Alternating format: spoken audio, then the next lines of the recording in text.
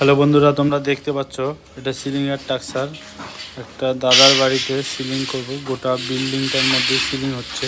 ওটাই যে দেখতে পাচ্ছ টাক্সারটা দারুণ সুন্দরভাবে টাক্সার করা হয়েছে। এখনো জিপসাম বোর্ড লাগানো হয় নাই। এই ঘরটায় টাক্সার বানানো অলরেডি দেখতেই পাচ্ছ। এখানে শুরু হচ্ছে কেবল টাক্সারটা, আর বাকি ঘরে টাক্সার অলরেডি হয়ে গেছে।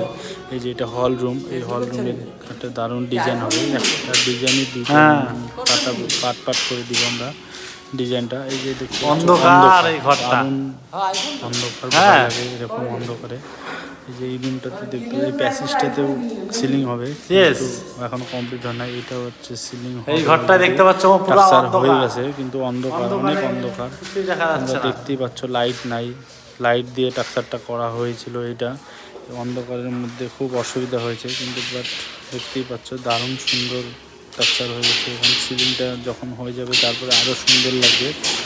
তোমাদেরকে গোটাটাই দেখাবো, কিন্তু জাস্ট আগে দেখাই দিচ্ছি কীভাবে সিলিং করা হয়। এই যে দেখতেই পাচ্ছ 4 ইঞ্চি নিচে পকেট হবে, ওই যে পকেটের দাগ। টাক্সারটা অলরেডি কমপ্লিট, এখানে টাক্সারটা হয়ে যাবে। তারপরে তো তোমরা দেখতে পাচ্ছ আরও বোর্ডটা লাগানোর পরে আরও বেশি ভালো লাগবে, সুন্দর বেশি লাগবে। এখন মোটামুটি টাক্সার কমপ্লিট আমাদের।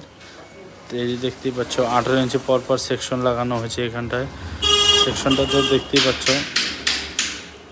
কতটা ঘন আমরা সেকশন লাগাইছি এখানটায়। জিপসাম বোর্ডের টাক্সার হচ্ছে এটা, জিপসাম বোর্ডের সিলিং হবে এই ঘরটা হলো। দেখতেই পাচ্ছ এই সিলিংগুলো দারুণ। তোমাদের যদি কারোর বাড়ি লাগাতে হয় বলবা, কমেন্ট করে সাবস্ক্রাইব করো প্লিজ, বলে দিও ফোন করে।